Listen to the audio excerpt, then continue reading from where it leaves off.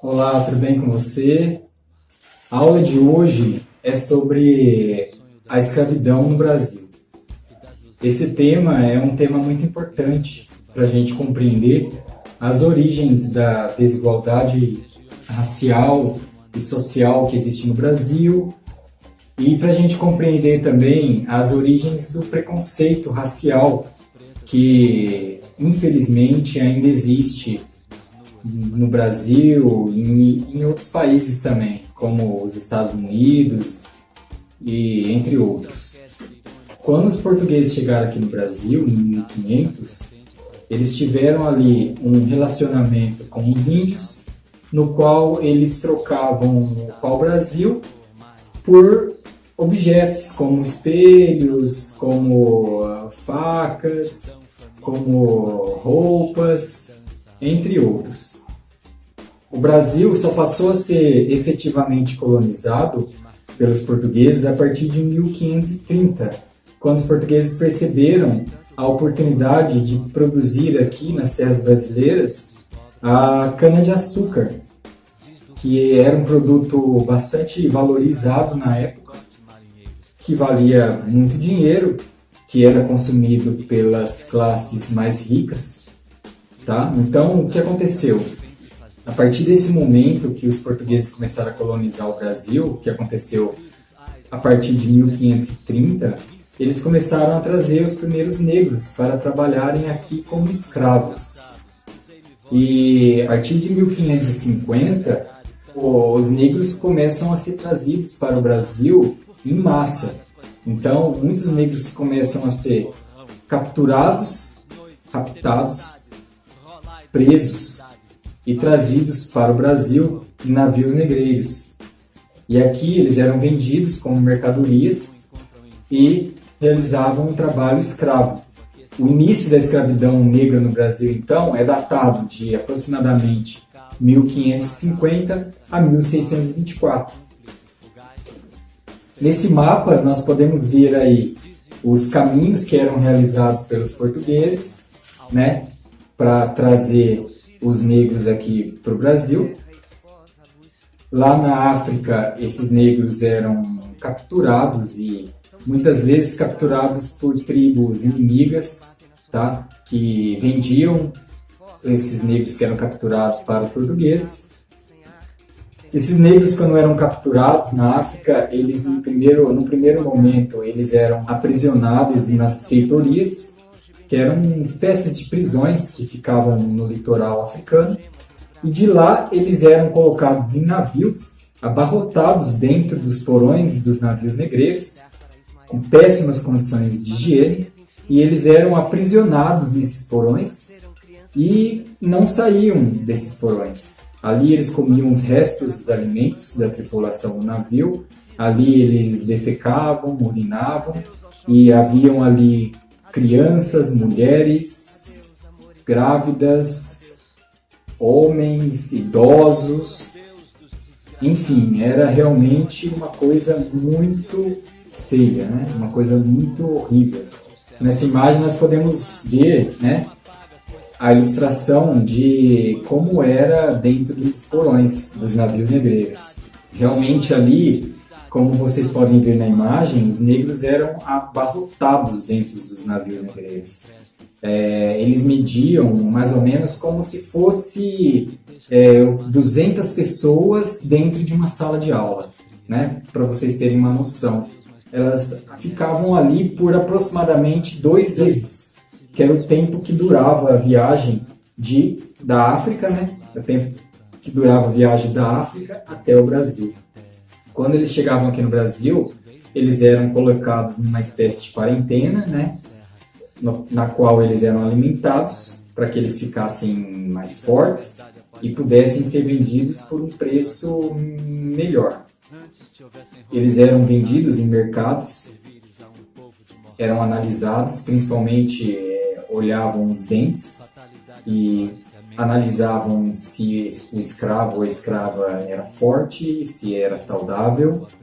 E quanto mais forte e saudável esse negro ou essa negra fosse, mais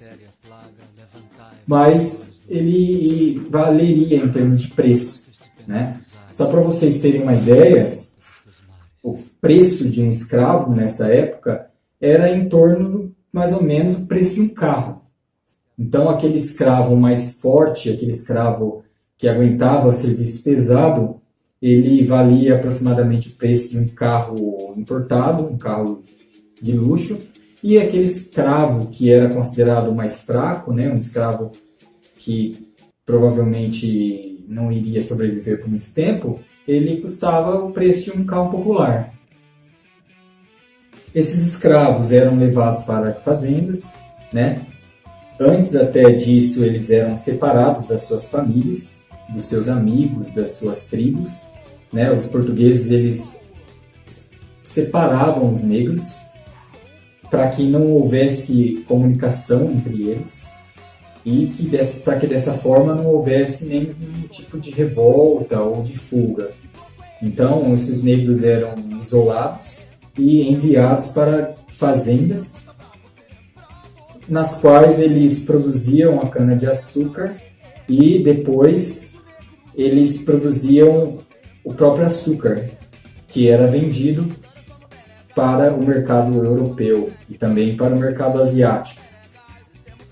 Essa foto ilustra a moenda, que era o local onde eles moíam a cana-de-açúcar e transformavam a cana-de-açúcar, né, em açúcar.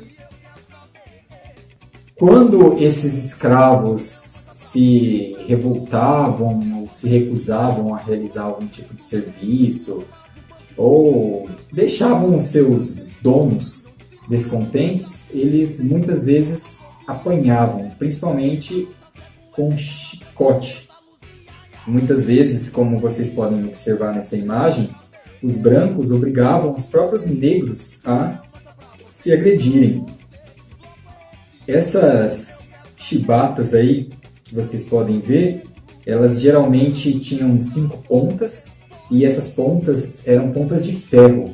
Então, realmente, causavam lesões muito graves, né? As costas do negro que apanhava ficava carne viva, tá? Eles levavam, de repente, 10 chibatadas, 50 chibatadas, 100 chibatadas, dependendo do que eles tivessem feito para desagradar aos seus donos.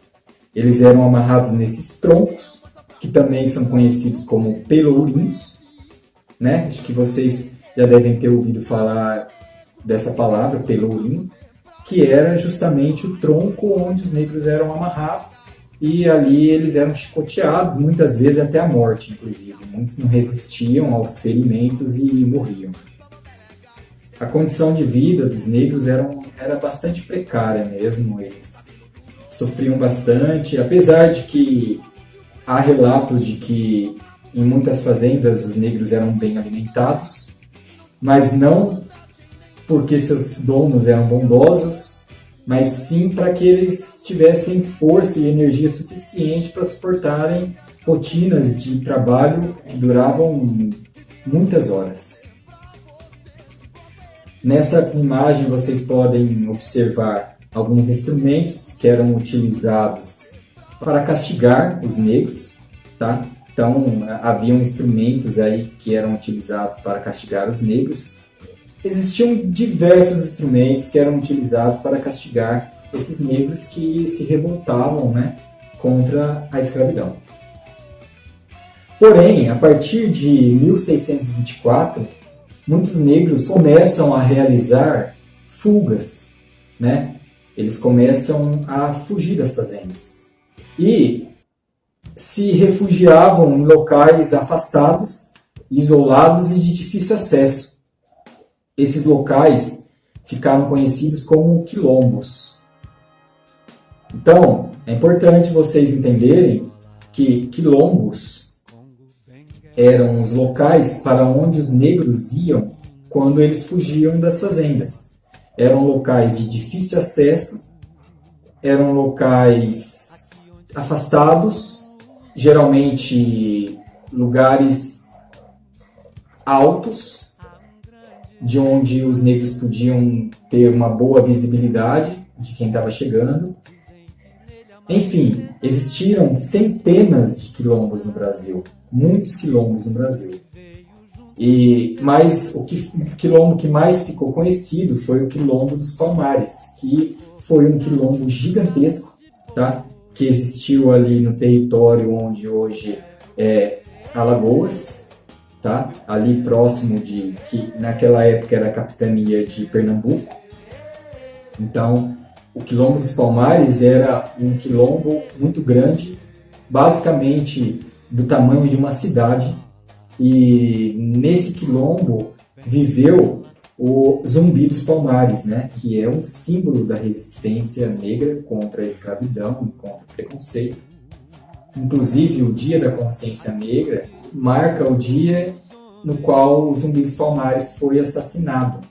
É um dia voltado para a conscientização de como os negros sofreram e ainda sofrem por causa simplesmente da sua cor de pele. O Quilombo dos Palmares durou, então, de 1597 até 1630, quando ele foi invadido e destruído pelos bandeirantes, que eram mercenários e assassinos que eram contratados para destruir quilombos e aprisionar índios. Então, houve ali uma emboscada e Zumbi dos Palmares foi capturado junto com os seus parceiros e, infelizmente, ali houve um assassinato de milhares de pessoas e deu-se fim ao Quilombo dos Palmares. Nós podemos ver aí uma estátua em homenagem ao Zumbi dos Palmares, né? Muitos de nós conhecemos a história de que a capoeira surgiu como uma ferramenta, uma forma de resistência e de luta utilizada pelos negros durante a escravidão. Muitos negros capoeiristas ficaram conhecidos por enfrentar o preconceito, por enfrentar a escravidão, por enfrentar a exploração dos negros aqui no Brasil, que persiste até hoje, infelizmente. Então, nessa imagem, nós podemos ver aí um jogo de capoeira praticado nessa época, na época da escravidão, né? A capoeira é uma arte marcial disfarçada de dança, porque nessa época os negros treinavam em lugares com uma grama rasteira. Essa grama rasteira era chamada de capoeira, daí vem o nome dessa arte marcial. E os negros praticavam essa capoeira como forma de luta. Porém, quando algum branco chegava naquele local, eles paravam de usar os movimentos de luta e ficavam dançando. Então, para muitos brancos, aquilo era apenas uma dança. Eles não viam aquilo como uma arte marcial, né? Então, os negros disfarçavam a arte marcial com a dança, que é característica da capoeira, que todos conhecem, né? A ginga da capoeira. Daí também eu coloquei algumas imagens aí para vocês, tá? De alguns instrumentos utilizados na época. E instrumentos musicais, como por exemplo o berimbau, né? O berimbau é um instrumento musical que tem uma origem anterior ao surgimento da capoeira, porém que passou a ser utilizado na capoeira, principalmente para marcar o ritmo, né? Da dança e da luta e do jogo. E também o berimbau era utilizado como uma forma de avisar os negros que estavam ali na roda de capoeira de que brancos estavam chegando. Então, havia ali um som que era produzido com o berimbau que servia como um aviso para que os negros fugissem ou para que eles parassem de usar os movimentos de luta quando os brancos se aproximavam. Falando ainda um pouco mais sobre a questão da capoeira, depois da libertação dos escravos, em 1888, a partir da Lei Áurea, assinada pela Princesa Isabel, a vida dos negros continuou sendo uma vida bastante difícil. Eles foram basicamente abandonados, ficaram desempregados, foram expulsos das fazendas. Os fazendeiros preferiram contratar mão de obra europeia, de muitos brancos que passaram a vir para o Brasil após a libertação dos escravos para trabalhar aqui nas fazendas. E aí os negros foram realmente abandonados e tiveram que ir para a periferia da cidade. Daí, nessa época, começam a surgir as favelas, que eram locais para onde os negros iam por não ter onde morar. Nessa imagem nós vemos uma roda de capoeira aí, que foi registrada no início do século XX. A partir do momento que os escravos foram libertados, a capoeira passou a ser proibida, passou a ser vista como caso de polícia. Então, se a pessoa fosse pega praticando capoeira, ela era presa. Aí nessa foto nós temos a Lei Áurea, que foi assinada em 3 de maio de 1888. Né? Quando a gente é criança, pequenininha, a gente aprende que a Princesa Isabel libertou os negros e a gente acaba criando uma imagem de que a Princesa Isabel era boazinha, que graças a ela os negros foram libertados. Mas a história não é bem assim, tá? Havia uma luta, há muito tempo os negros estavam lutando pela liberdade e havia também, nessa época, uma pressão muito forte de outros países, principalmente da Inglaterra, para que a escravidão fosse abolida no Brasil. Então, a Princesa Isabel assinou a Lei Áurea principalmente devido a pressões externas e internas. E não simplesmente porque ela era boazinha, porque ela queria o bem dos negros. Nessa imagem nós vemos aí uma mulher negra expressando a sua religiosidade, que é vista com muito preconceito por muitas pessoas que já automaticamente relacionam a macumba ou coisas do gênero, tá? Então, esse preconceito racial, ele realmente existe. É um preconceito velado, que muitas pessoas negam que exista, mas que existe sim. Então, é fundamental que vocês, que são a nova geração, tenham consciência de que o preconceito racial foi construído historicamente e que até hoje ele ainda existe, mas que assim como ele foi construído historicamente, nós podemos também desconstruir esse preconceito racial. Para isso, basta a gente pensar de forma diferente e ver o negro, o índio, como um ser humano. Perceber que nós somos uma única raça, a raça humana. Então, vamos respeitar, gente, a cultura negra, vamos respeitar os negros, vamos nos opor a qualquer tipo de preconceito racial para que a gente possa viver uma sociedade melhor, mais justa, mais humana, mais amorosa. Espero que tenha gostado da aula e até mais.